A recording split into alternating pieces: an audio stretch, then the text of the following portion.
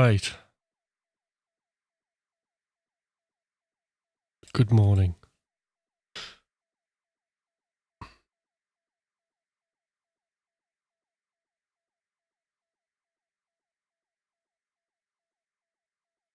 Who's here? Right. Waking up. Right, get myself organised.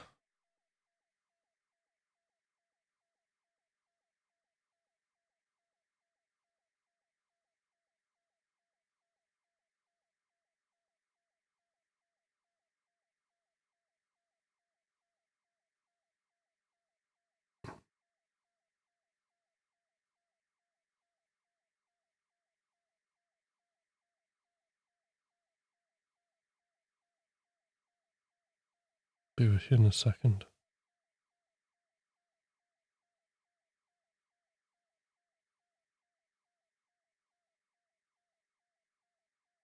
That's what I want.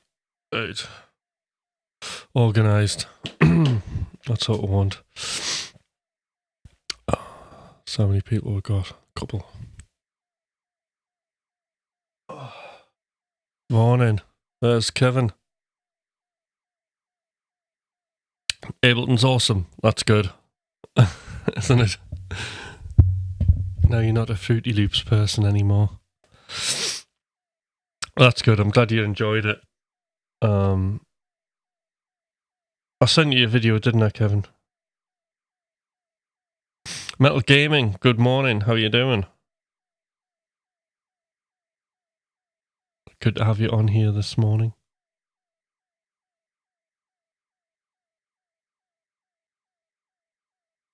Hi, Graham.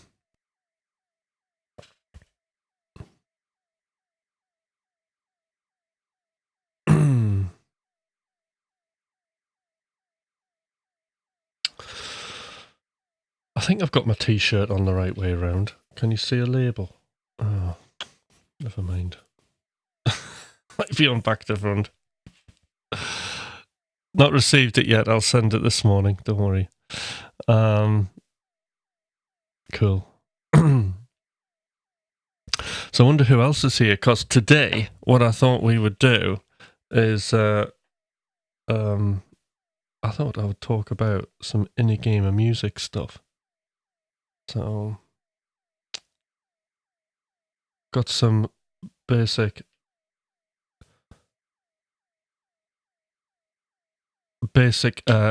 outlines of each chapter I can read out and talk about. So that is the plan for today, because I think, like, out of all of the books that I've ever read or listened to in the car as I'm driving about, I think In a Game of Music has got to be, I think it's had the biggest influence on me, hands down, you know, and I think it's the thing that's given me,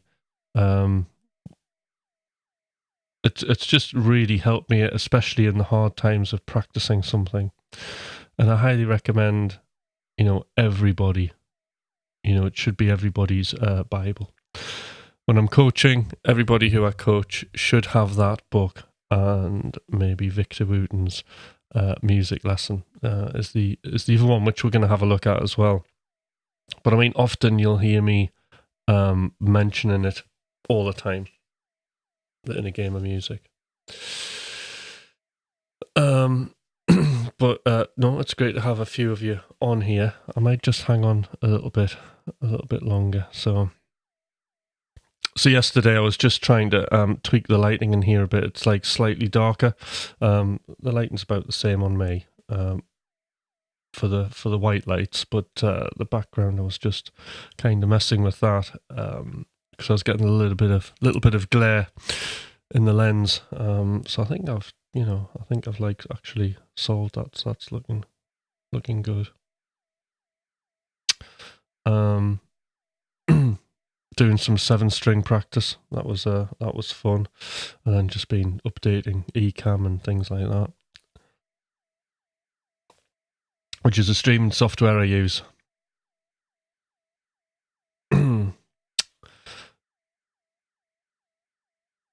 So, what's everybody been up to, I wonder?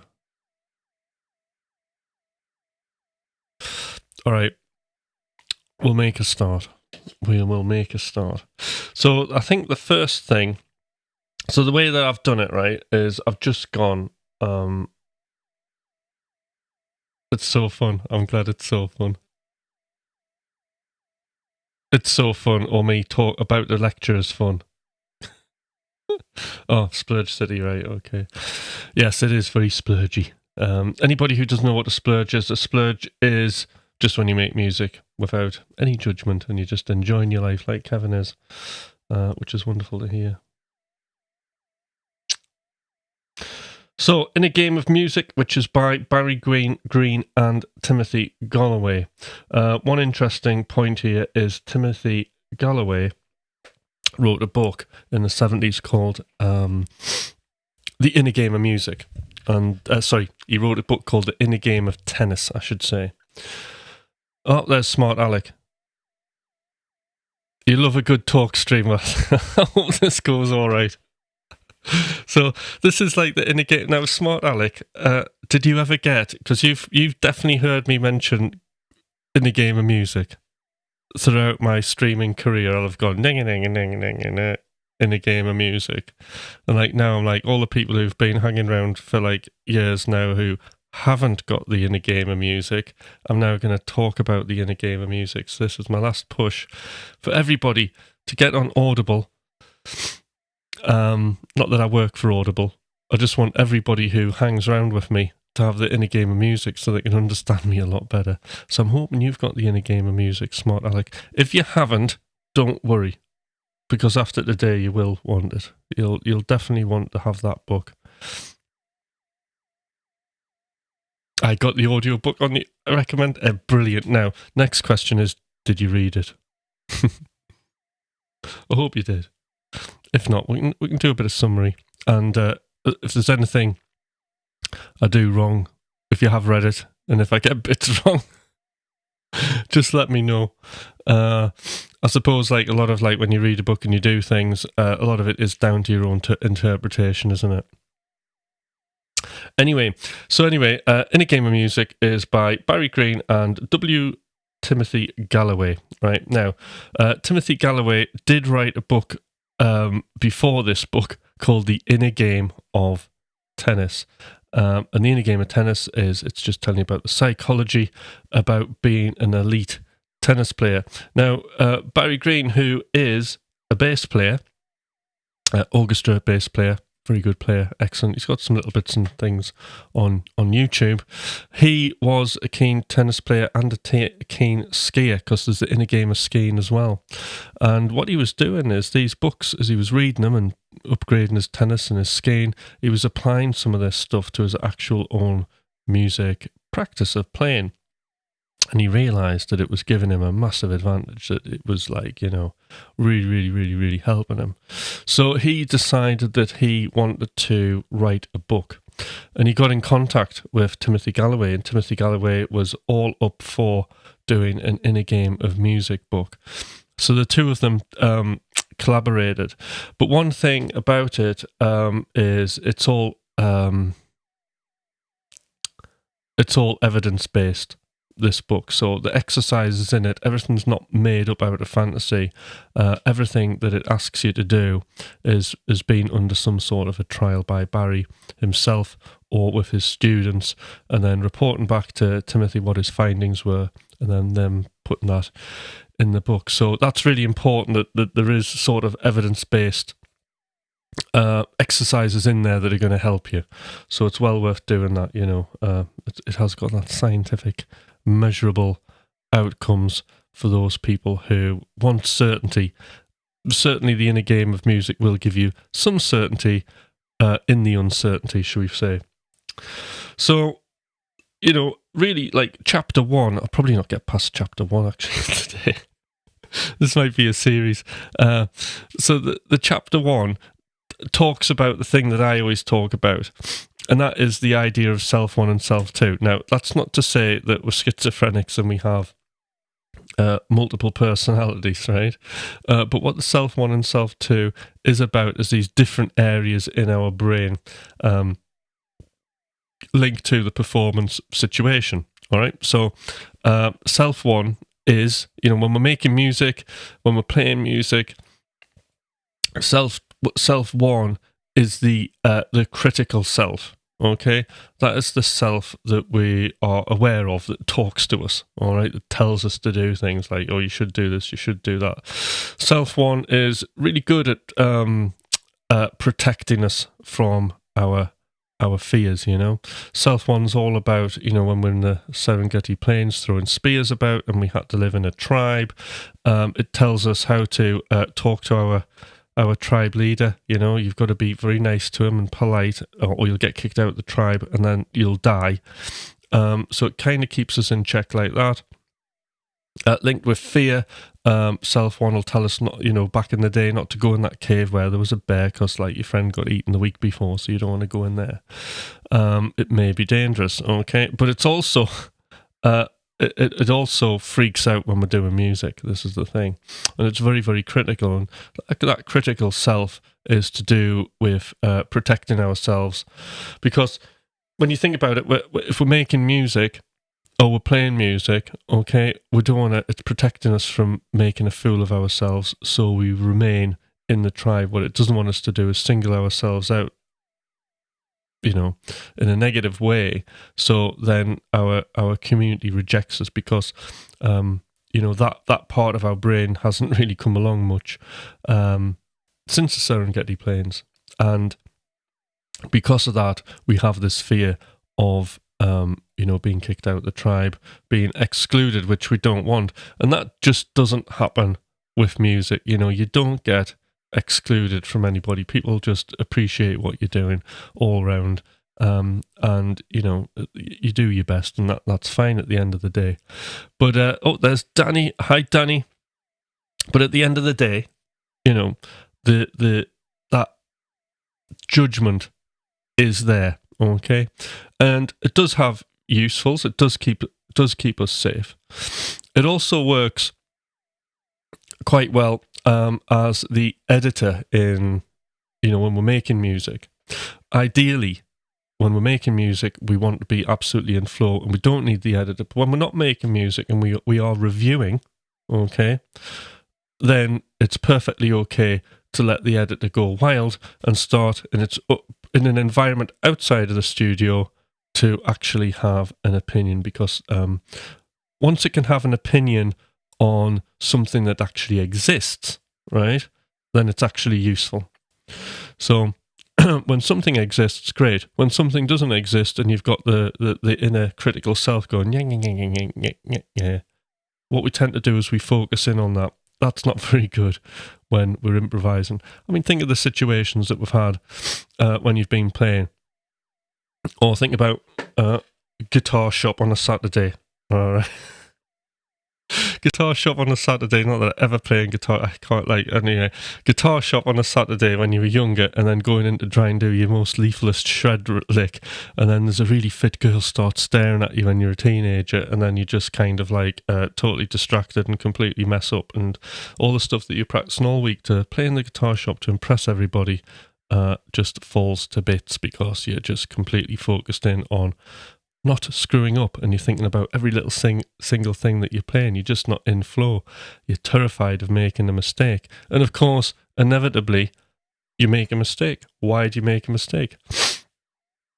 Well, the simple reason is because now we're giving our self one editor attention. When that has attention, we are not focusing in on the guitar. We're not focusing in on the music that it's producing, that we're producing. We're just focusing in on our own DNA, our thoughts and feelings, and not the emotion that that we're trying to express. I was talking about this yesterday. There are two emotions, aren't there? There's the emotion of how we think and feel internally. Am I playing this right? Am I not playing right? Oh, I made a mistake. No, God, no, now I've messed the next bit up. You know, there's that thought, oh, I'm such a terrible person, I can't play anything. Why did I spend like 9 hours a day practicing all of this? And then that's going on. And this is in a performance, by the way. We're focused in on that. We're not focused in on what we're supposed to be doing. So, that's sort of self one, but useful when we're reviewing. So, you know, on a good day, we all get self one. You can't completely escape it, but you can train it out of you. Guitar shop on a Saturday. Good mood idea. Good mood idea for a tune. Okay, yeah.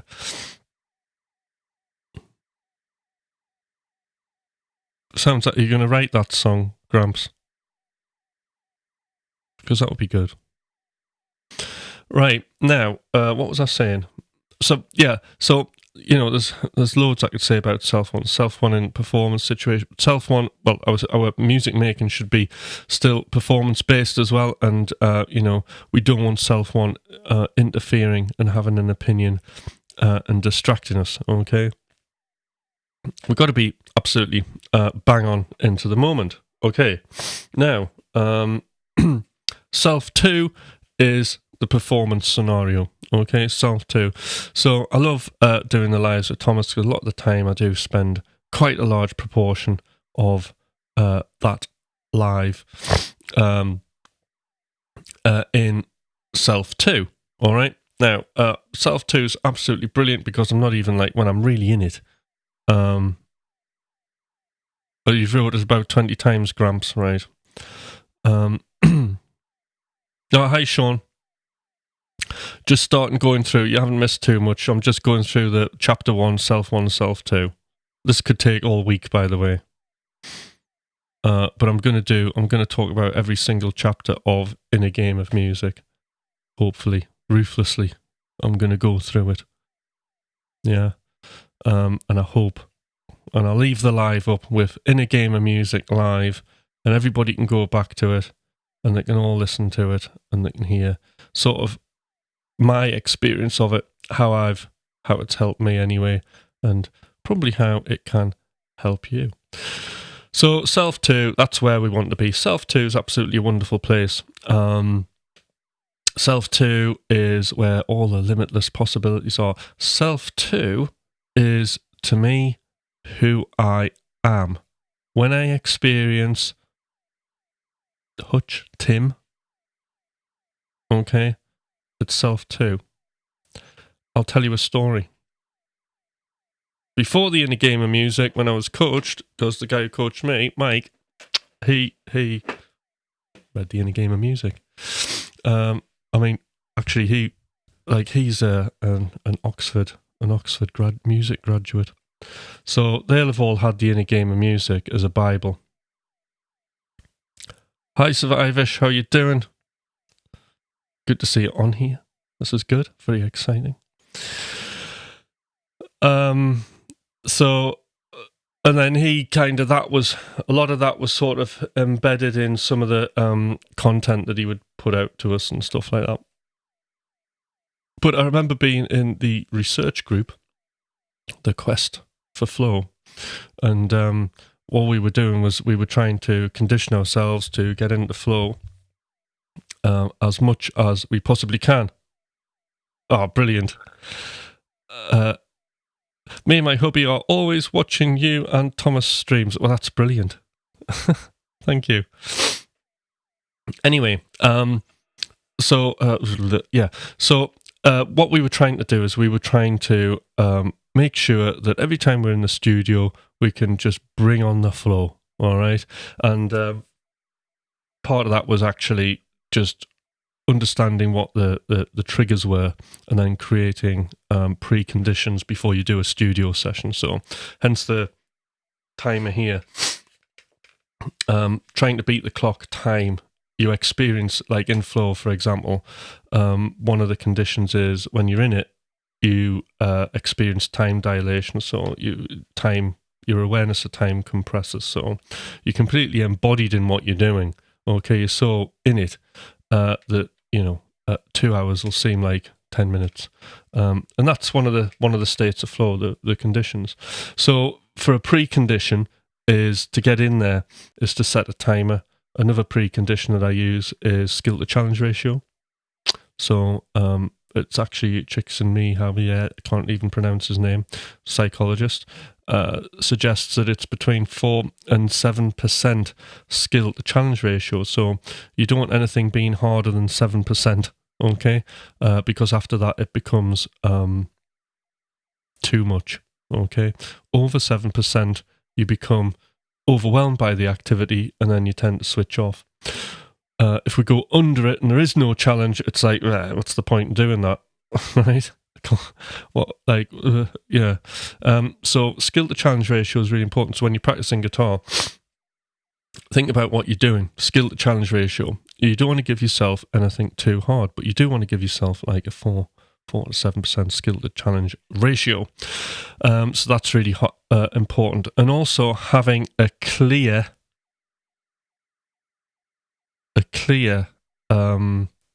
understanding, a clear aim of what you're trying to do. What is the goal?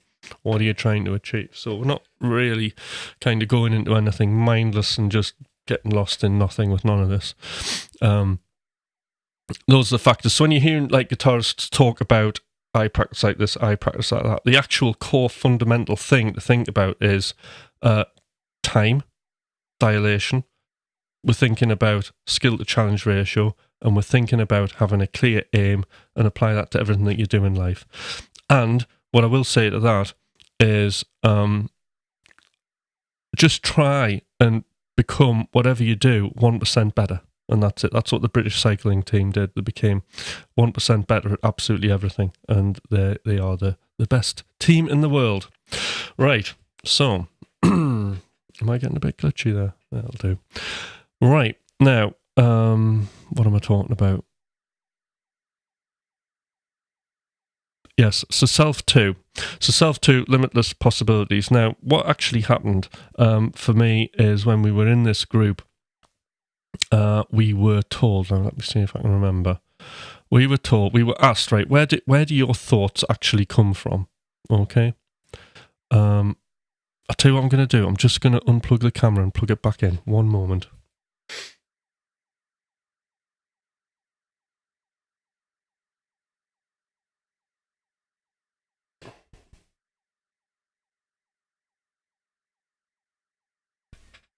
There we go. We're back. That's better. Yeah. So we were asked, where do thoughts come from? And point to where your thoughts come from. And it was like, here. Right. Where do your thoughts come from? And that was part of it. And then the realization was that actually, if you can point to your thought, okay, then that thought isn't actually you. And I think that was the thought, we would give our thoughts a name. So it was like, the name we gave it was the homuncular self, which was some kind of superhero guy. Anyway, but the point was, that thought became very separate from me. All right, I was aware of that. So the first realization, and I remember I was driving in the car, listening to one of our coaching sessions, and then I just suddenly realized, hold on a minute, if that's not me, then I'm the person listening to it. And I was like, wow, that's me. I know who I am, or at least I know where I am. I'm not the critical person. So that became really mind-blowing and game-changing just to have that distinction. Because, like, one problem that I see with producers, okay, is that those thoughts are embroiled into self too. They think it's all just one thing. It's all one person, and it's not. It's a separate critical thing that's going on in our brain. It's a separate narrative circuitry that's going on there that isn't actually our true selves. And I think a lot of that comes from the way we make music as well, is that because if you're making a lot of dance music, right, a lot of it you can be making in sort of like, I suppose to be old school, in step time. In other words, you're constantly inputting notes and reviewing, so that it's very easy to be very critical within that process. But when you separate the thing, I thought, right, okay, so that's the thing, isn't it? Got this critical self, I've got me self too. And then I just became really addicted to music sessions, especially the time things. I was timing my sessions, trying to beat the clock. And what I was noticing is that basically at that point when I was in flow, there was no past. There was no future. There was only me and the emotion that I was expressing, that actually I'm not that kind of aware of. Just everything's kind of flowing.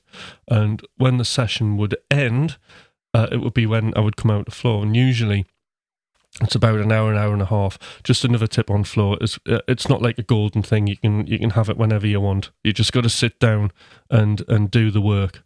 Funnily enough, with flow, the gods, the Greeks, perceived it as it was a gift from the gods, and those gods were they were female, and they were called the muse. So the Greeks, ancient Greeks, very clever, realized that actually if you were prepared to sit down and do the work, inspiration would come, and that was an actual reward. Anyway, so then I realized, okay, well that is me, so that's good. And then I became very acutely aware of it, or at least experiencing it even more when playing again. So with Thomas on the Lives, you're talking about, like sometimes when I'm playing guitar, I forget I'm there. You're just in flow, So it's a wonderful thing. So that distinction between self one and self two is very, very important. And another thing that I will say about the self one and self two, right? Music, what like those psychologists and occupational therapists will say. For any of you who don't know this, I also work as a therapeutic musician in the hospital services, the NHS. So I get to do music all day long, and it's not like teaching music. It's like a super, super, super creative job that I get to do. I get to work with all kinds of wonderful people. And a lot of it is, it's writing music, but it's also improvisational as well. And this whole idea of flow and actually getting to know yourself and not having a past and a future is something hugely beneficial therapeutically, because you're just getting a break from yourself. If you've had horrible things happen to you in the past and then you're projecting, because we're humans, into the future about what terrible outcomes, when life isn't going very well, then actually having something like music is really brilliant, because it's not like you're getting drugs or anything like that to calm you down. It's completely organic, it's completely natural, and there's only so much chemicals you can put into somebody, because it's just not good for you. But at the end of the day, right, when you have something like this, what it allows you to do is actually just be you and not worry about things.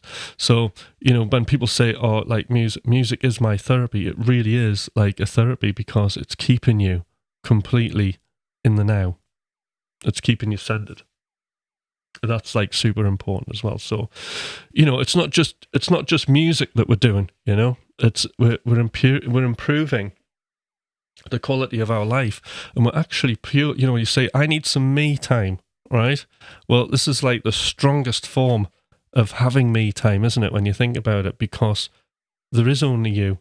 Once you're playing and you're practicing or you're writing music, there's only you, your thoughts, the emotions that you're expressing. And that is it. There's nothing else in the world. So it's such a great place to be. And I hope everybody gets that who comes on here and sees these streams. And it's the one thing that, I hope everybody takes away. Because as I say, I'm a kind of very wooden intro video. Hello, this is Hutch here. I do say, I do touch on the news isn't great, is it? It's like doom and gloom. It's like crap, and I hate watching it. So, if you're ever stressed and you've got music, okay, you've got a great way of, having some therapy, having some relaxation time, being able to unwind, being able to get out of the noise. And that's an amazing thing. So, Chapter 1. So now we know what Self 1 and Self 2 is. Critical self, performance self. Let's call it that, okay? But it does say in the inner game of me there aren't any specific sort of exercises at that point, but it does kind of make that distinction. So Chapter 2, letting go. So it talks about relaxation exercises, focus on relaxing on individual parts of the body while playing, okay? So for me, what I like to do is, if I'm playing something, is I like to do a bit of a body scan if I can. But I've actually there's the Zen art of economy picking, and that's sort of touching on this. Okay, so when we're talking about relaxation, and this is down to the Self 1, we do have I find a physical Self 1 that's very tense. It'll just pick the guitar up and start playing and crashing into it, and it's not really being sympathetic to the instrument. So, one thing I always like to do is we need to be in a state of all times of one of discovery. So when I pick my guitar up, it is about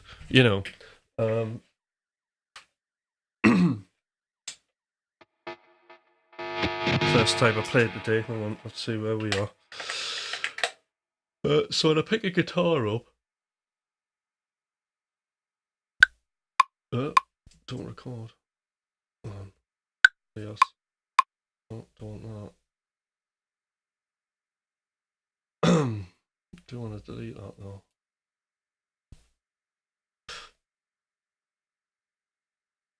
Just remove that. Stick me there.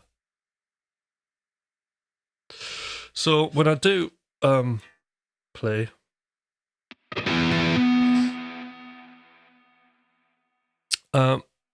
it's about discovering the instrument as much as yourself, and just aligning those two different sort of the physical tension of you with the physical tension of the instrument. But in short, it's discovering. Every time I'm picking the guitar up, I'm rediscovering the guitar. So things like for economy picking or any technique, I'm just feeling the tension of the strings, and that really is it for that part.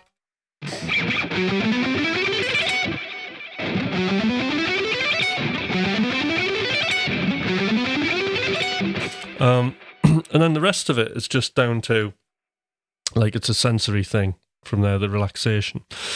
So to quieten the Self 1, one trick I'll do is I'll try and listen to the plastic attack of the pick. So I might do a bit of that,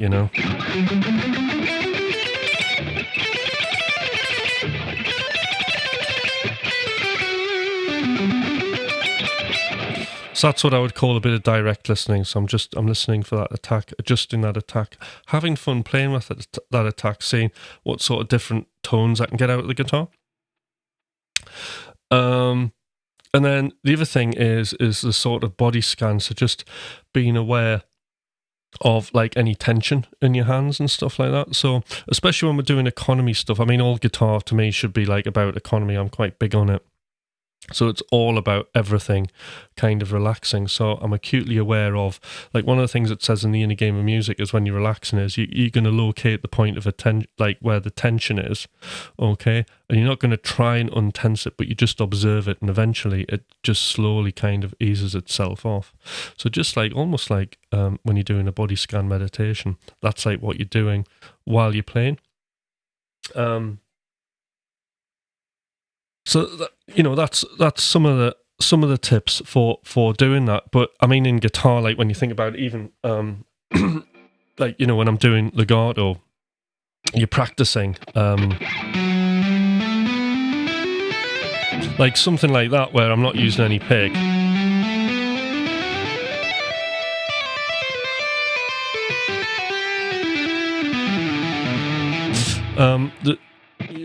At the end of the day, what I'm practicing is I'm practicing each finger, not just attacking the guitar, but actually relaxing. So when I play, when a finger plays and the next one comes down, that one relaxes. Next one comes down, that finger relaxes. So there's all these little like tension and release things that are happening. So it's about developing your stamina, relaxing as much as you can, doing the body scan type thing. That really helps. Meditation's very good as well for relaxation. I kind of fall on and off this, but when I do it, I mean, I find actually just when I pick guitar up and I'm aware of these, you know, I'm relaxing, that is a form of meditation, isn't it, with the music being the guidance. But actually studio sessions, what I like to do is just take 5 minutes and just like no music, no nothing, and focus just on breathing. And just focus on the rise and fall of my chest and completely clear my head, because what you're trying to do there is quieten down the critical self, that self one. It dampens it down. So if you have a strong self one before going in the studio or doing anything stressful, you know, just a 5-minute meditation, just focusing in, breathing through your nose, out through your mouth, and that's it. It's quite difficult to do. You tend to find you're super distracted when you're doing it. That's a good thing because it means it's working.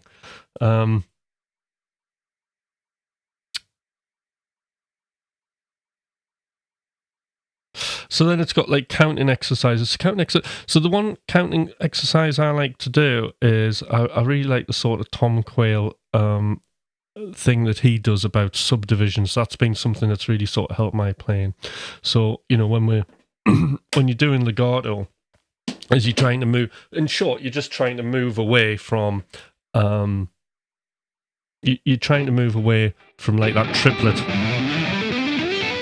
kind of feel on the guitar. And what we're trying to do is we're just trying to you know, if we're playing 16ths, then we're just playing 16th notes. Yeah. And it's tricky. So the counting part is this. If you think about it, we've got 1, 2, 3, 4, 1, 2, 3, 4. Now, just with that, right, what we've got is the downbeat of every section is on a different finger. So it's kind of being aware of that time feel. So that's quite good. I enjoy doing that. So you can get...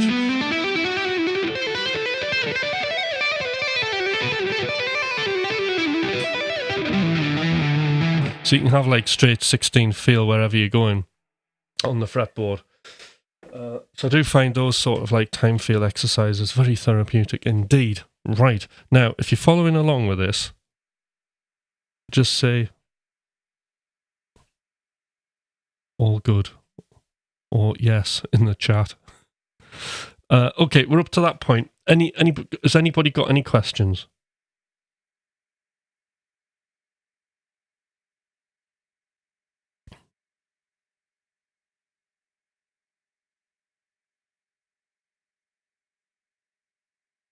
Yeah, so chapter 2 is about relaxation, counting exercises, and imagery exercises. So that's the sort of meditation. Good stuff. Excellent. Right, chapter 3. Trust exercise. Playing a piece with minimum conscious control. Trusting the body knows what to do. So at this point, we are accessing the self too. And one of the ways is to do that is to be trusting. Now, I remember somebody was on here, might have been Pete Locke actually, he was asking about, he was talking about, he was saying, can you do anything on paralysis through analysis? And this is kind of that, isn't it? Because one of the things people don't do is trust themselves enough, and I think this comes from our outdated education system. Okay, because really we are brought up to work in factories and things like that and jobs. Okay, and what employers want is they want you to think, right, that hard work equals good. Okay, and that's not a necessary thing. So what actually happens is there's been plenty of scenarios with me where I've done something, I've quickly made a tune, okay, pre me getting coached. I've quickly made a tune and it sounded great and I've been vibing off it, and then suddenly a switch has changed and I've gone, it can't be that good because it was too easy. So there must be something wrong with it. And then inevitably I'd start muting channels off,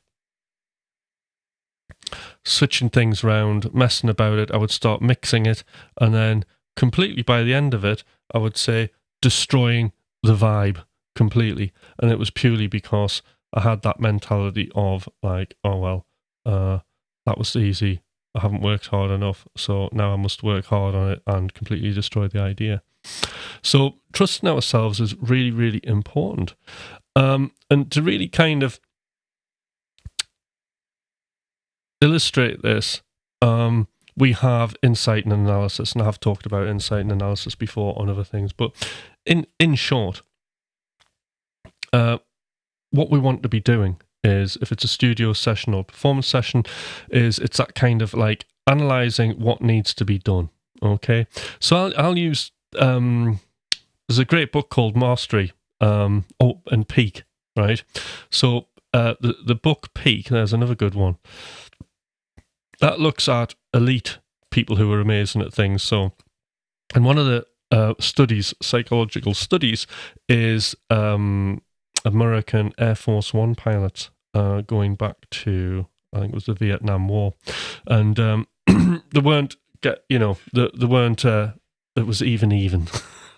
They weren't winning, and basically what they decided to do is to completely change the way that they trained, and this involved putting cameras on planes, and then they would go and do exercises, and after every exercise they would review what they were doing and then make improvements. Well, this is the one thing about having a camera, okay, is that you can do a very similar thing with your plane, okay?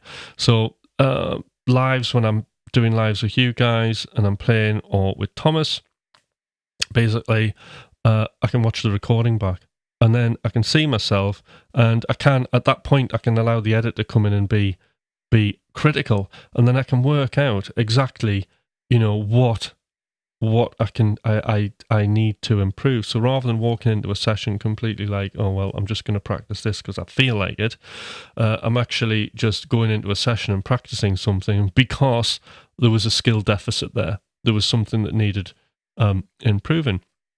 Same with the music, right? So after every music session I do, usually I do a short-term wins, problems and opportunities goal. The interesting thing actually about wins, problems and opportunities goals is that's your short-term goal strategy. So I'll always go in a session what went well, okay, because you need that. You need to feel positive and good about it. We don't want to beat ourselves up, so we try harder. That's not what we want to do. We want to feel good, and we want to celebrate the things that have gone well.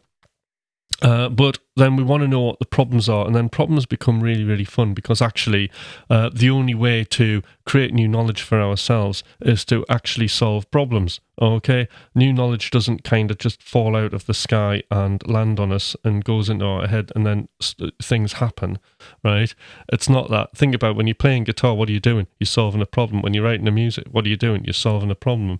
What is the process? The process is an exchange of swapping really shitty problems for much better problems, and that's how it goes, and then the idea is we end up with just good problems to solve. But whatever happens till the day that we die, okay, and the curtain comes down, you're going to be solving problems. Problems is a thing.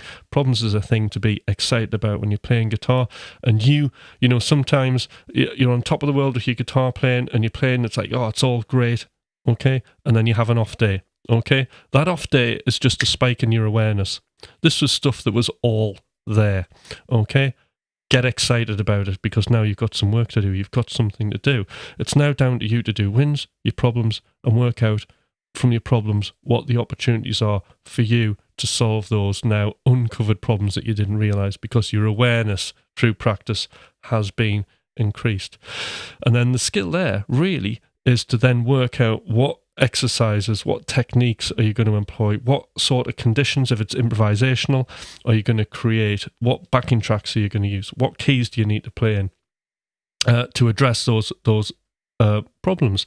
And the really cool thing, and I do a lot of training on this, right? This is like the one thing that I do with music producers, and also in your own practice, is this thing called Codex. And that is just this system of being able to describe a problem and be able to explain a problem. And just within those two things, okay, providing you found the problem, because finding the problem is another thing. But let's assume that you found the problem, being able to describe the problem and explain the problem, you know what happens? There's always, literally always with me, the solutions appear. And you get that hit of dopamine, you get dead excited, and you write it all down. And when you go in for your next session, you just act on that ruthlessly. But trusting ourselves is a really, really interesting one, because of that, I didn't work hard enough. But what we have to do is we've got to trust our insight. So insight or flow, this is the state that we have to trust ourselves in, because it's the state where we make our best decisions. Okay? Not only do we make our best decisions, but it's also the state where we're most likely to come up with something unique. And this is so important, right? I can't tell you how important this is, because it's very, very important. It's beyond important, all right?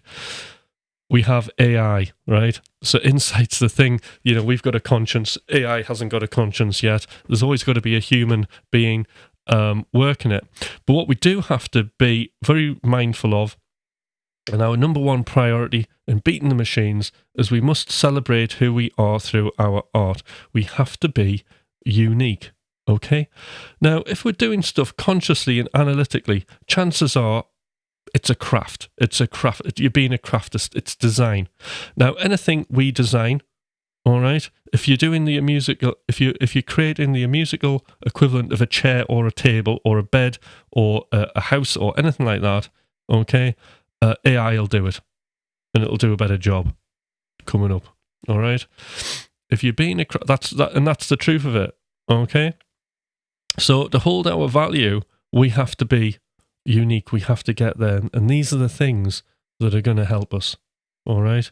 Celebrating ourselves, being unique, not being design. I mean, there's always a level of design. Okay. But as I always say, you're seeing your design through your discovery. We're using insight because it allows us to get into our unconscious thinking. Design is all conscious thinking. You're completely aware of it. Well, I'm conscious of this and I'm going to make this, and then it comes out. And then if I mean, with music, it never comes out the way that, 100% the way you imagine it. But, or even worse, if you're conscious of a genre of music, dance music's brilliant for this, isn't it? Because there's like lots of different genres, and you have to conform to like one of those genres, which inevitably is design. You have to design, and then you have the design of, well, a dance track has to have all these elements, and that's what you do. And then you hope that like you make one different, right? It's not really art, is it? And then you might have, I'll design, like, this would be me. I would try and put a bit of me in it, and then I would then it would all get modified again, because if I was wanting to get signed when I was label whoring, that's the thing. Then I would have a listen to the label, and I would try and work out what their creative manifesto was, and then start designing me into that. That's all analytical. That's all being a craftist, and you can see, like, on a computer, you can just type in, make me a track that I like these influencers, but I want to get signed to Armada Records. Can you make it sound like an Armada track, right? And then the AI would do that, and it would get close to it, and it would probably do a better job. All right. And then the other frightening question is, the people who's listening to that music, are they bothered if it comes from a human or AI? Probably not. It's a bit like on the same level of like, am I bothered? I'm not using a real amp, and I'm quite happy. I'm happy sitting looking at Thomas's amps, and they're a picture.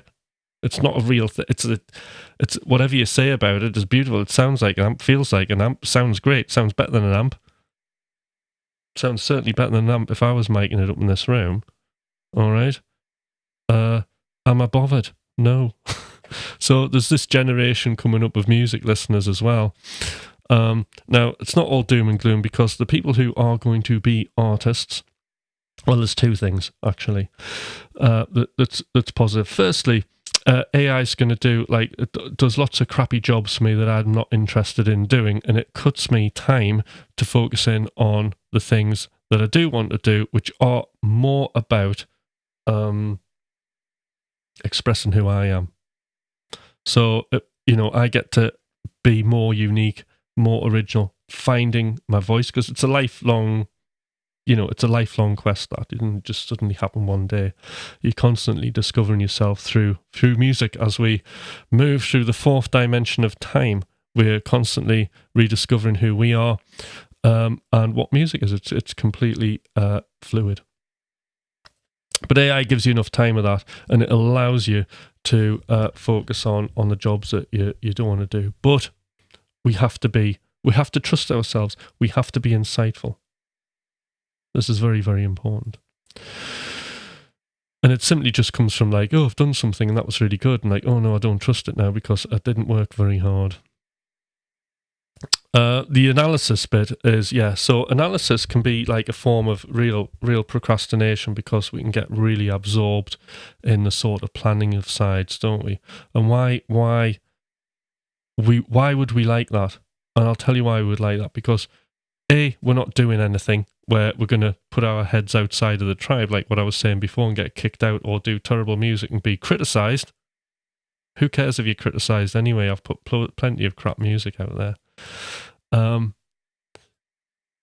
So analysing is about predicting the future, isn't it?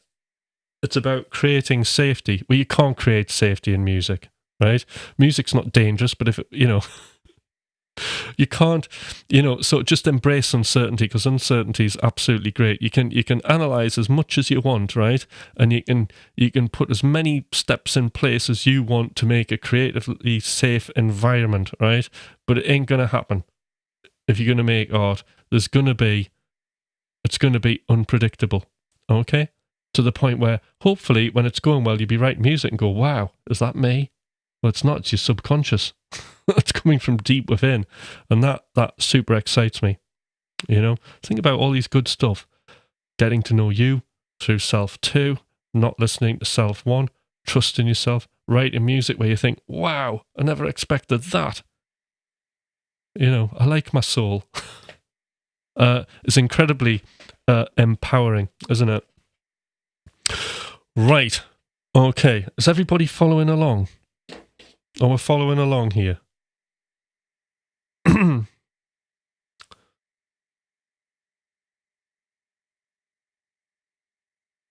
Yeah, so positive, trust exercises, positive affirmation,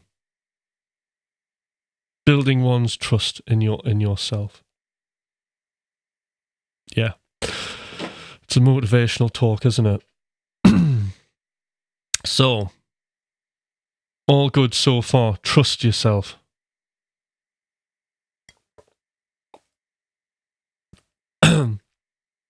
Here's something. All right. When you're playing guitar, you're recording a solo, and you're splurging a solo. Just remember one thing, which I find massively empowering, is that a mistake is a hidden intention. So sometimes when you're splurging on your guitar, leave the mistakes in. Because, part of my process is when I come back to listen to a track after 3 days, right? And I hear a mistake, that mistake sparks an idea. I think that mistake, that wanted to be this. And I didn't know what this wanted to be then, but now I know what it is. And then that becomes a very exciting situation to be in. Then you can develop that mistake into what the music wants to be. following, and this is very timely guidance, right on time. That's what I like. See, when I was coached, that was the thing. I always used to think like he was like inside my head. I was like, wow, this is exactly just what I needed at the time. Absolutely brilliant.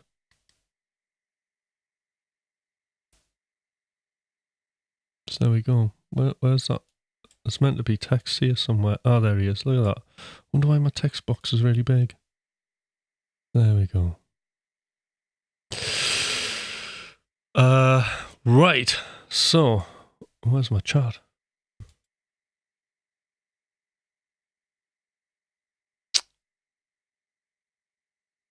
Is it over here? Is it...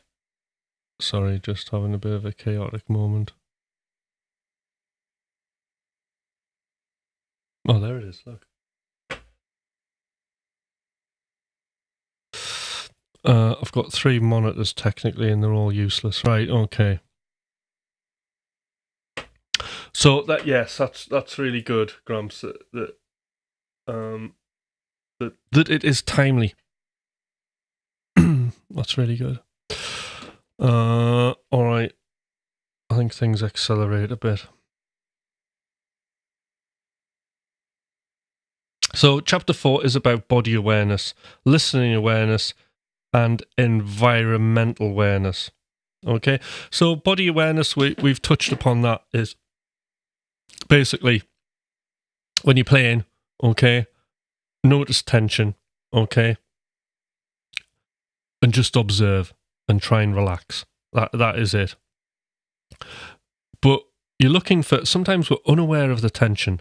So just scan your hands and your body and look for tension. Breathing's very important. Like some people like hold the breath when they're playing fast lines. That's no good for you, is it? And I remember doing this, and it was learning classical guitar taught me to breathe, because like I was just like holding my breath and I'll have been sticking my tongue out like as a little kid. I'll have been like that was how I played. Right, that's no good. So, like, you know, that had to be trained out of me, because I can't do that now as an adult, can I? And plus, like, if I'm doing one of my large legato lines, I would just clamp up. Could you imagine on live with Thomas and then just keel over on the floor, blue in the face?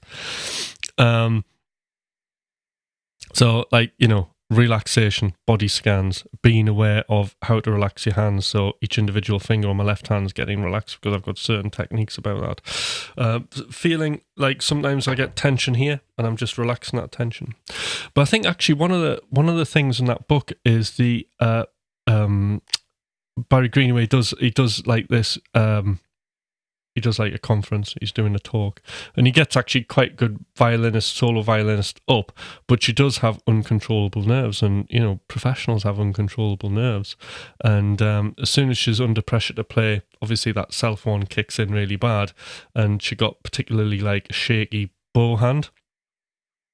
So she agreed to do his like experiment to the audience, and he just said to her, right, okay, what are you experiencing live on stage? And I've got the shakes, it's really bad. And he just went, right, well, just show the audience your shaking hand. And so she did.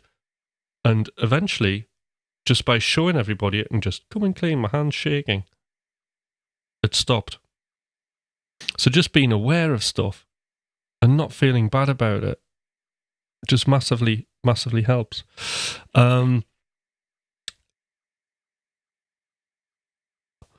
Listening awareness, focus on the sound of each note and the quality. So we can really drill down into this. And this is, anybody who's been in the lives when I'm making music, I'll have often talked about direct listening, okay? This comes from direct experience. And direct experience is connecting with the thing that you're trying to experiencing and quieting down, guess what? Self one again, okay? We want the go away self one, critical self. You can come out later, okay?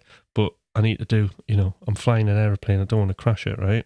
So you don't want your analytical self in there. So hold on, I'm about to go off at a tangent here. So listening awareness is really, really important. So direct listening, how we listen to music. And we should do an exercise around this, but not on my music.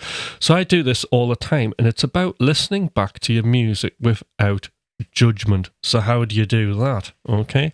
Well, a lot of the time, people just put the music on that they've wrote, and then they'll just immediately, they'll hear the snare and go, Dish, oh, I don't like that snare, right? Oh, no, and the music's going past. There's lots of good stuff happening in this music, by the way, but we're just hooked on this, listening to the snare for 3 minutes, going, dish, dish, and then you hear the snare, I don't like the snare, I need to do something about it. Oh, I'll try a compressor on it. Oh, I'll start EQing it, right? Immediately, it's all self-one. You're not listening to the music. Okay, so you're not taking any of it in. So it's pointless, you're not even listening to it. Okay, we need to be listening to the music without having any judgment. And there are certain games that you can do. One of my favourite games actually is to get a piece of paper and just draw a line marking out the tension and release.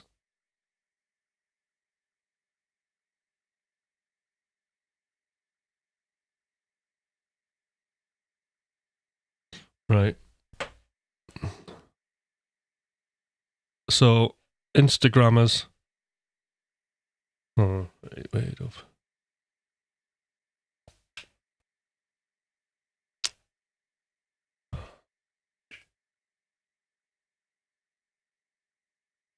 Right, okay. Everybody else still here. If you're on Instagram, bye.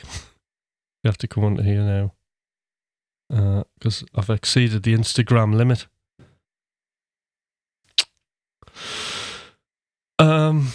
What was I saying? Oh, God, isn't it annoying when pop-up messages come up? Direct experience. Yeah, so basically we want to, so what I'll do is I'll draw a line, I'll make a little graph. As I'm listening, I'll just draw a line, and as the tension, I'm marking out the tension and release, because music is all about tension and release, isn't it? So that's like one of the things I'll do, and also gives me a handy map of where I can improve tension and release, because that's what music is, isn't it? It's the excitement. And then the kind of removing of the excitement, and then building anticipation, and then delivering on that expectation for the listener. In unexpected ways, by the way. So yes, direct listening is the ability to listen on to one's thing. So there's like lots of like other various ones. There's one where we can do like a global direct listen, where it's just kind of sitting up straight, widening your posture of your body, widening your vision, okay? And then just starting off focusing on your breathing, and then listening to the music and maintaining that posture, okay? Any distracting thoughts, just like meditation, just focus back in on the music. There's another direct listening which I love to do, which is listening in between the notes, so listening for space. Okay, so you listen in between. So it might be that you do listen to a snare, but you're not being critically listening to the snare, but you're listening to the kind of decay of it, and then that makes you much more musically, environmentally aware of all of the other things that are happening. But it's about having one anchor to focus on as we're doing this. And then the idea is that we're not listening to the critical self. So you do one of these direct listenings, right? And then you stop it. And then anything that you think you need to improve on the track, then you can write down. But I never write a list when I'm listening to the music. If I'm writing a list about how I'm improving, it's all self-one. We'll have to listen like a listener. Okay, because what we want to be doing is we want to be fixing the bigger problems. So this is the important thing: fixing the bigger problems. Okay, if you locate the bigger problems in your music, okay, what tends to happen is all the little stuff gets fixed. If we start fixing the little stuff, right, we just create more big problems. Okay, and we're doing stuff that doesn't really count.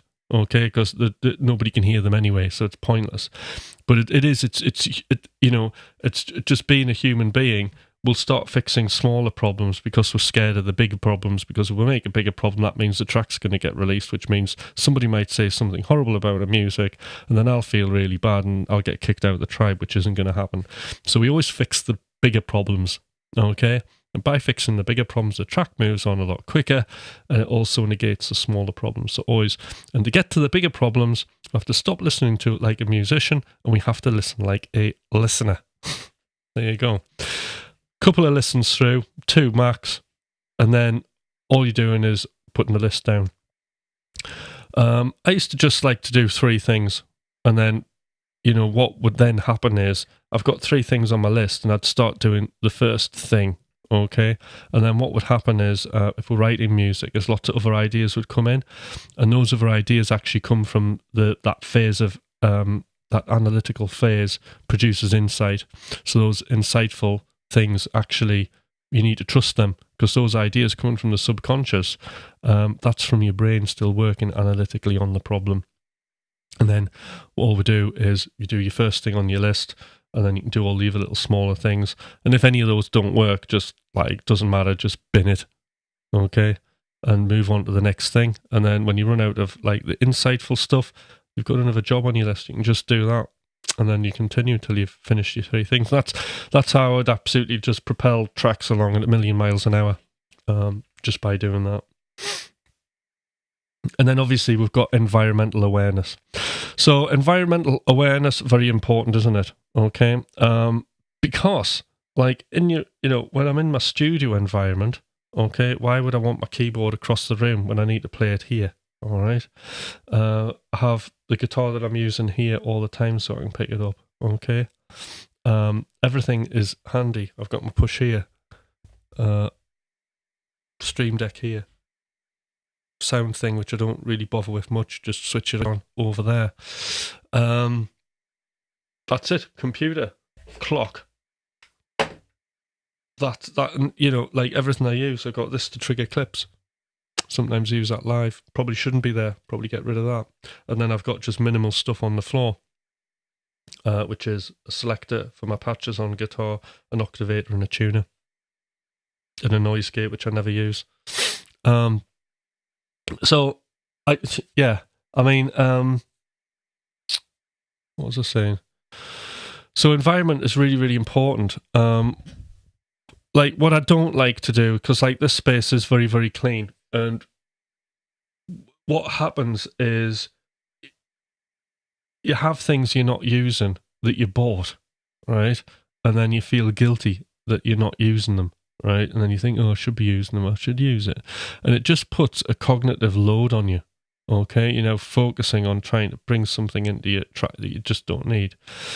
So just by narrowing things down really, really helps.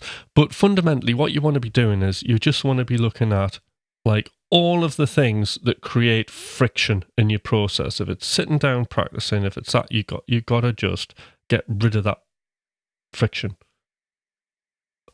Probably mine's ridiculous. I've got a whole big house here that I don't actually live in at all. I've now the bed's in the studio with me, and this is how I've always lived, right? And now the missus is in the bed with because she's never seen me, right? Because I'm working all the time. So now I've got this wonderful. I live in this wonderful Georgian house, right, in the centre of town, but I live in a basement, surrounded by all my gear, and I don't. I'm never in my living room. I've got a lovely Georgian fireplace to look at, and one of those old-fashioned black kind of stuff. I've got all the features, all the old mod cons of the day. A lovely window to look out of on my lawn. Don't bother with any of it. I'm in here because there's absolutely zero friction. It's everything is kind of designed. When I get up in the morning, my clothes are there, put my clothes on. I get up, I walk around, and I switch all the lights on a certain way. I put the computer on, I circle back out, I make my coffee.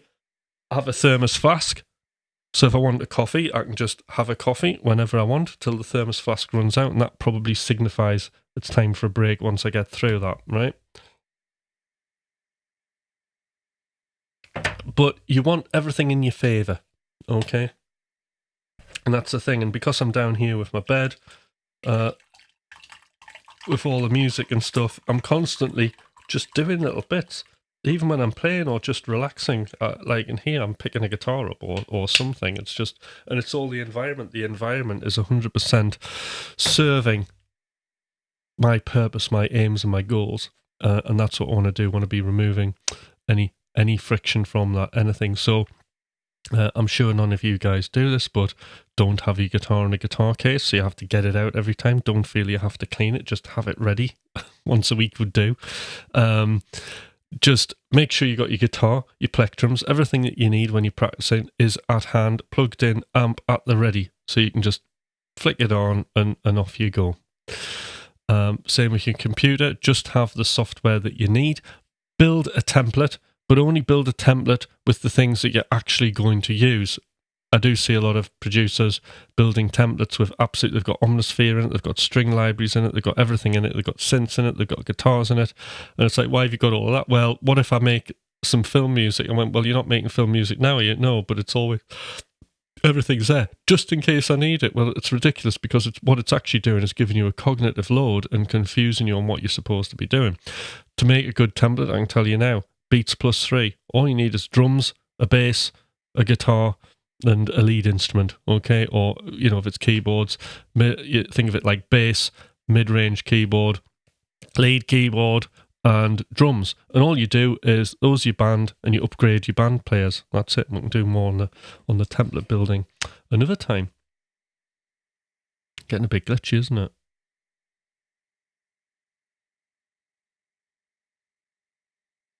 I wonder if I should unplug that. Anyway. Right, everybody following along. Do we need to have a break? I'm up to chapter 5.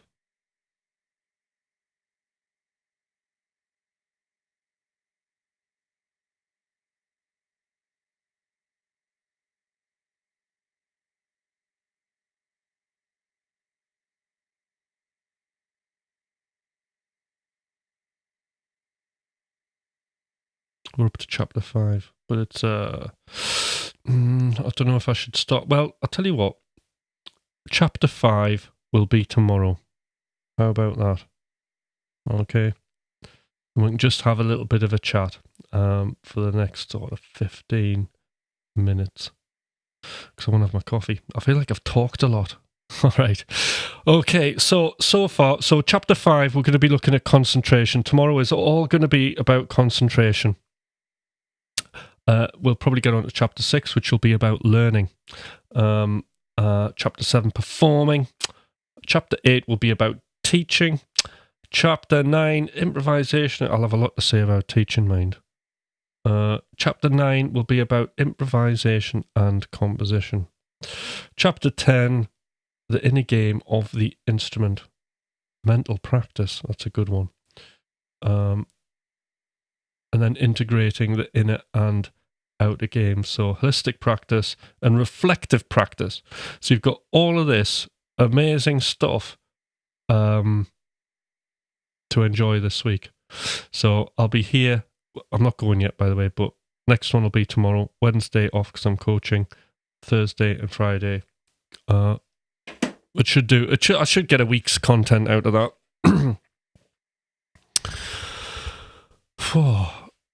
I think like the one thing about like this stuff, like to me, right, tell me if I'm wrong, I honestly think like things like this that I'm talking about, not because it's coming from me, right, has been the most influential thing I've ever done. Yet if I do anything touching on it in terms of content, right, it's like really low views. I don't know, like the last video I had, the Zen art of it, I bet everybody who clicked on it, apart from the people who know me, switched it off. Went, it's not economy picking straight away in the first 2 seconds, like, I'm switching this off. But I would say, I think, like, one of the problems that we have with technology is that we've got attention spans of fleas. We'll sit there, and if it's not instantly happening in the first 5 seconds, I'm not interested. And you switch it off, and then just go to the next thing, spending all day to find the thing that's going to be instant, which doesn't really make sense, does it? But tell me if I'm wrong. All right. Okay, so I'm hoping, after all I've said, that there's going to be some questions coming through. If anybody can tell me, what have you found the most interesting about what we've been talking about? What's been the most interesting thing? Right, I'll just move my chat there. Smart, huge thanks for doing these streams, mate. Really like your theories on this stuff. Thank you. It's all good, isn't it? So what sort of things have we found interesting today? What's jumped out to anybody? If anybody's still here after all of that. Has anything jumped out massively that you're thinking, oh, that's cool, I can do something along those lines, I can build an exercise to help quieten down that self one, or I need to look at my environment and kind of sort that out. I'm getting glitchy again. I'm just going to unplug, so sorry about the camera going on here. Off.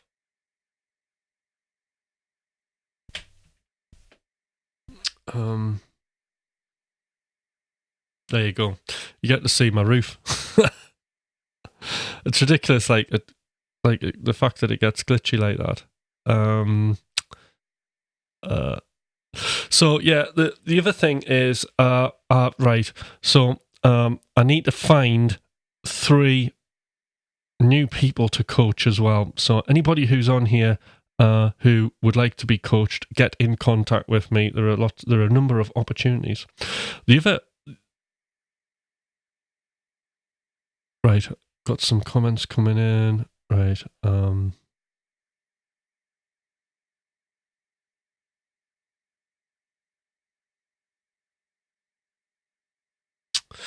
So, not judging my new listening and seeing what is really likable or interesting. Brilliant. So, awareness. That's all good, isn't it? Not judging yourself and increasing your awareness. I need to keep my studio set up always ready. Right now, it's all packed away each time. Got to be out. So if you do that one thing, Smart Alec, it's going to improve everything massively. Definitely appreciate the part about being unique and trusting yourself 100%. That's, yeah, again, they're all game changers, aren't they? That's another big one. So anyway, yeah, so I'm looking for people for my coaching group. It's priced at $237 per month. Okay, so even if it's a 5-week month, then it's still $237. You get 2 hours of my time every week in a group of no more than 4 people. And basically what you'll learn is all the stuff that I'm talking about, and you'll come away with absolutely tons of music. So much music, you'll not even know what you're doing. Now, here's an interesting thing that's happening at the minute. Did you know, right, that I've been releasing some old tracks? In fact, just this week, I have released, and I haven't told anybody about it, I've released 31 pieces of music. So my old back catalogue from 25 years ago, it has now been time to put it out there. It's a very interesting story as well. So it's basically me and my other half, Mrs. We met through music. She actually had a record deal.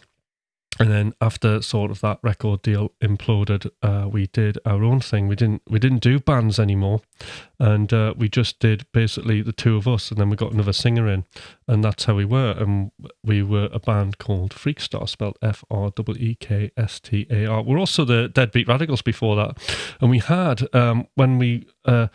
So as soon as we did that, I mean, bearing in mind, I was like a self-contained producer. I was just knocking tunes out from my bedroom, and like then, it just instantly, record companies were interested. It was mad. I was going down to London like all the time. I'll tell you what, I turned down the Levi 5-in-1 Twisted advert in 2000, I think it was. I didn't. I said, don't want it. Manager went in, said, you've got the gig. Do you want it? And then he told us how much it was, which was a decent amount of money. And we said no, because our manager said, basically, if you do this, none of the labels will be that interested in you anymore, because you'll get like a big spike and then you'll disappear into nothing. And then that'll be the end of your career and we won't manage you anymore. And I was like, all right, yeah, don't bother. It's a crazy stuff like that. There was a book written as well. There's a book. So there's a book written about kind of, it's not all true, right? But there is a book as well, which people be able to read, and which is done And it's all near misses, actually. That whole thing was nearly like, because it was pop music, so it was very exciting at the time. We had the drummer out of Smashing Pumpkins in the band for a bit.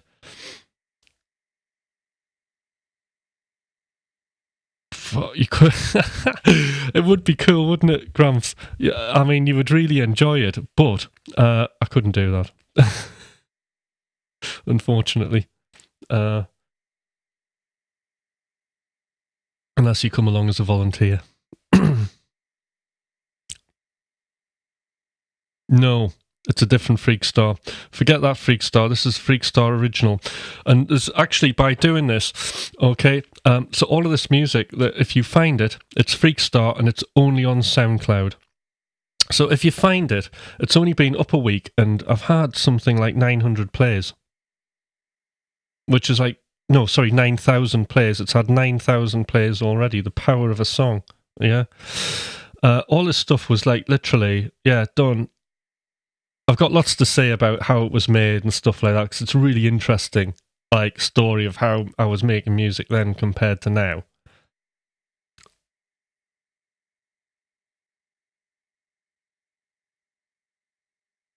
And it never blew up, yeah.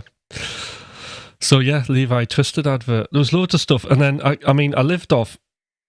Like then, I was getting a lot of TV work because of that music. I did a program called Girl Stuff, Boy Stuff, and I did like a load of licensing for that with our music, and I did a ton with Free Radio Roscoe in Canada, which was like a Hollyoaks type thing. Series. So I did those two things and a few other things, and then I was on it. Then we had a film. We had the title track on this Freak Out the movie, which was about a serial killer who lost his mojo and was adopted and then retrained to be a serial killer again. It's like a comedy. It's just a really shitty, low budget film, but yeah, it was fun. Just like stuff like that. We had a really good London management company situated in Belsize, and yeah, we were connected. It was good. It all came to a tragic end, though.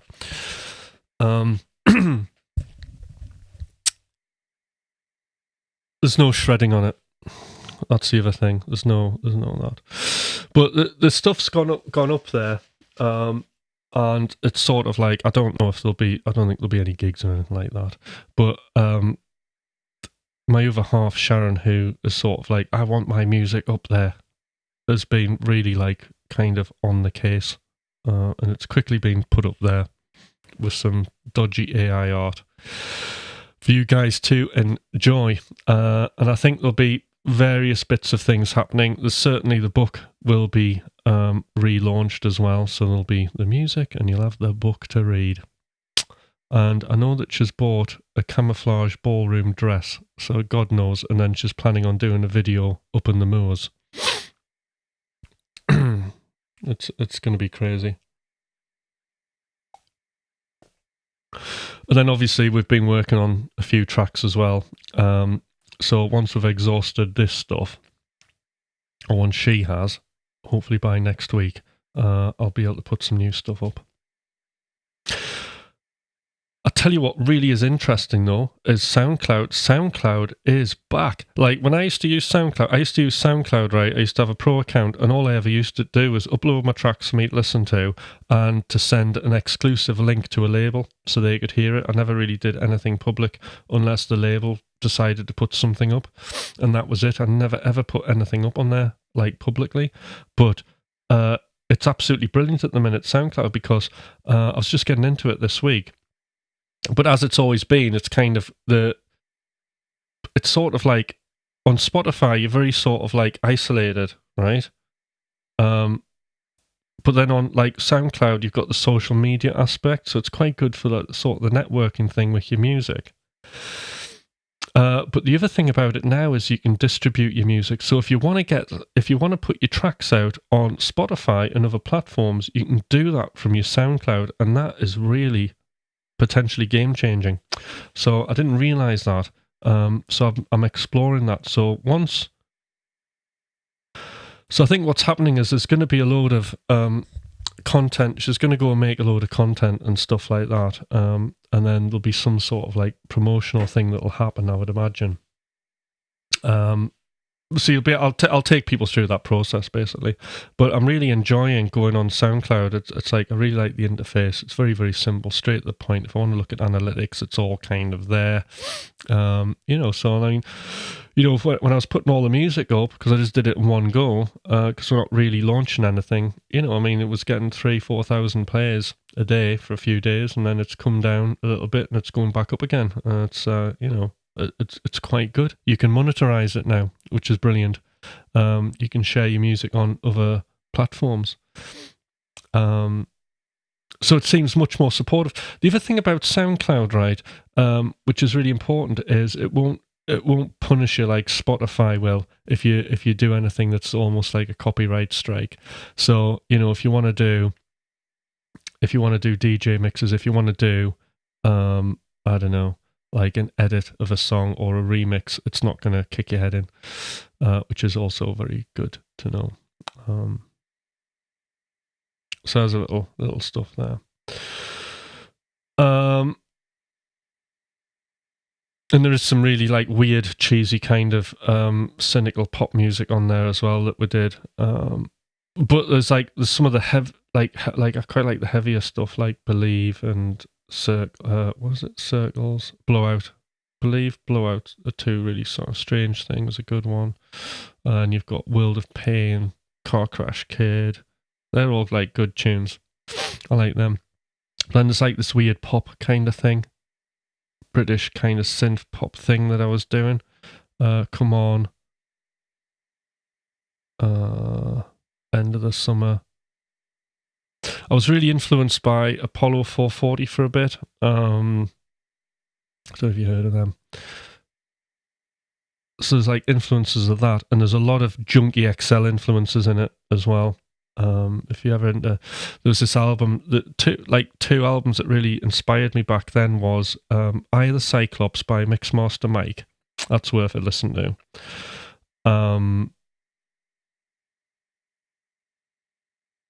And Big Sounds of the Drags by Junkie XL. Yeah. I've talked a lot today, haven't I? Quite a lot.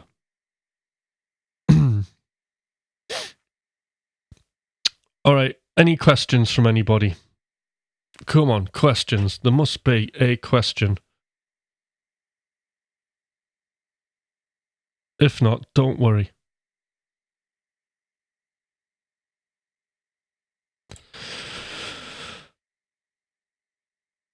Right, so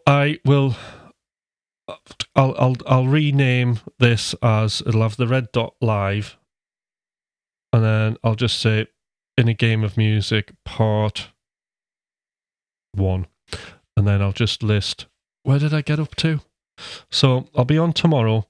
Remind me.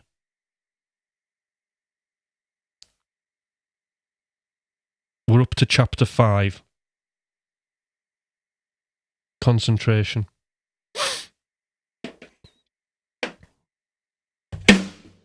Oh, that was good. I've been messing about with live drums, of course. Sorry, slightly distracted. Monkey mind. Is Danny here?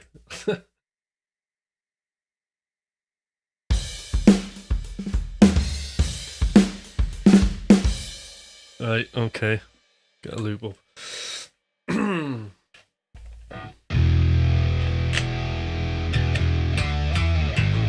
Oh yeah, it's pretty brutal sound this, so a little upgrade on my thing. What I've got is obviously my like sub bass. Right, gear question, of course it's okay. Any question. It doesn't have to be about me pouring my heart out about In a Game of Music stuff. We can just go for question. Right, okay. Question, is it okay? I don't know your thoughts on Kiesel, Osiris versus Delos of Lightspeed and want it. Right, so I really like Strats. So the HD and this are absolutely amazing. I absolutely love this guitar. It's like my favourite thing. It's a workhorse. It's light. I like this probably the best because as I was getting guitars built by Kiesel, I was just refining. I was understanding what I wanted out of a guitar, and then I kind of pretty much found it in this version. So this is very sort of me, this one. with the walnut, neck, 5-piece neck. I've got the Richelite fretboard, ash body, dead basic, raw tone, hip shot trem, McLaughlin pickups, set 5-way switch, that kind of thing. And it's a tool for the studio. It's absolutely brilliant. It's not fussy. I've got the raw tone because obviously I bash it off everything, and it doesn't show the dinks up that much. So it's just very much part of me. It's just a brilliant tool to have. I absolutely love this guitar. Anyway, so I've got the Octavator on here.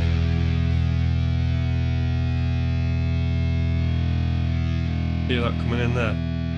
Just gets really gnarly and nasty.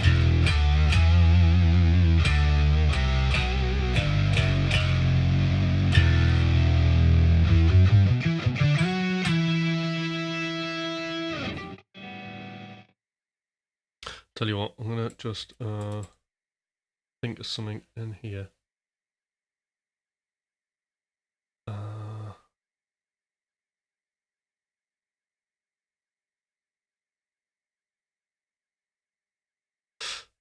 Right, so got my drums.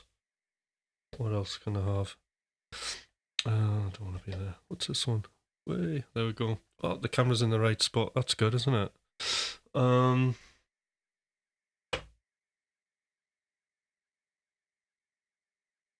16s.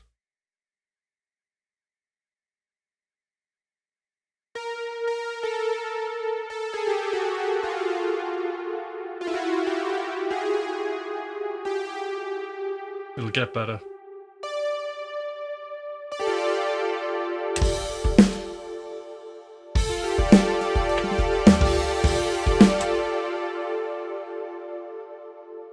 What am I? Oh, I'm using a 106, right?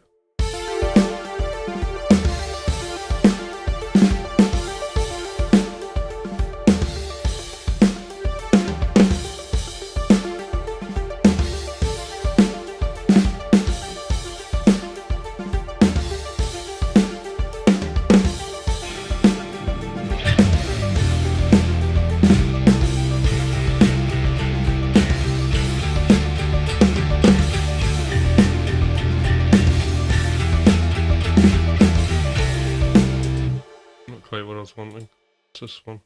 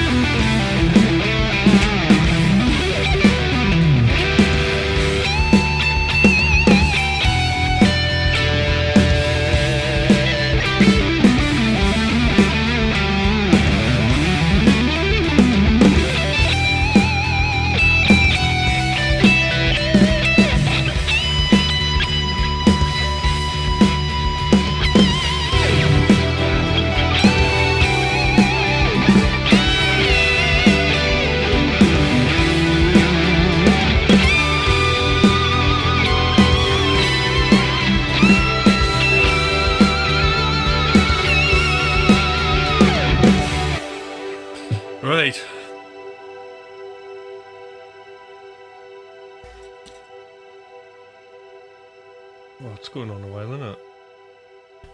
Right.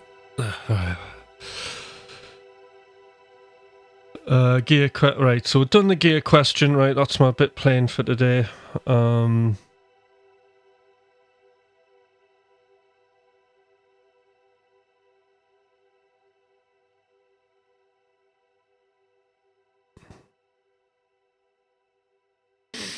All right, guys. So I think that's about it for today. Again, I'll just post this up as way to jump on that spark. Yeah, good jam. It was all right, wasn't it? Hey, I tell you what. So I'm just messing about with live drums, actually. So I'm gonna. I've removed my electronic drums for now to force me to get into more sort of live drum programming. So I'm doing a bit of that, and my weapon of choice at the minute. And I'm happy to try out other suggestions at the minute, but I'm using Addictive Drums too, because like it's just got, you don't have to work hard. I don't really know what sort of like acoustic live drum sound I want yet, so it's got a big variety of stuff. So that's going to be something that we can all have a look at, is live drums, because I don't think in our sphere of influence, I don't think it's a thing that me and Thomas have really talked about much, sort of live drum programming stuff. But I'm really interested in sort of live drums and the synthwave kind of thing now, because I really like playing along to like a live feel drum thing, so that's good. So it's Addictive Drums too that I used there, just on like some kind of loop, but it's quite good just to pull something out and just jam to it. It's really good like that. All right, guys. So I'll see you all tomorrow for part 2. Do remind me. I think I'll try and remember. I'll write it down. Chapter 5. Don't let me go off on a tangent. Say, Tim, it's time for chapter 5. So hope you've all enjoyed that. Don't miss tomorrow. I'm really looking forward to it. I'm really excited to doing more talky kind of stuff. I did actually aim to get the whole thing done in one stint, but it's not. I've only got up to chapter 5. I've only done 4 chapters, so that's cool. It's just going to be a bit more thorough than I thought. So have a great day, and I'll see you same time tomorrow morning at 6 o'clock. All right then. Now, any comments you want to make, do make some comments on this video. If you have any questions, because I know I put people like on the spot and stuff like that, do ask questions, because I'll in response to what I've been talking about today, because I will answer all of those kinds of that stuff as well. So have a think, and I'll see you all tomorrow. Bye.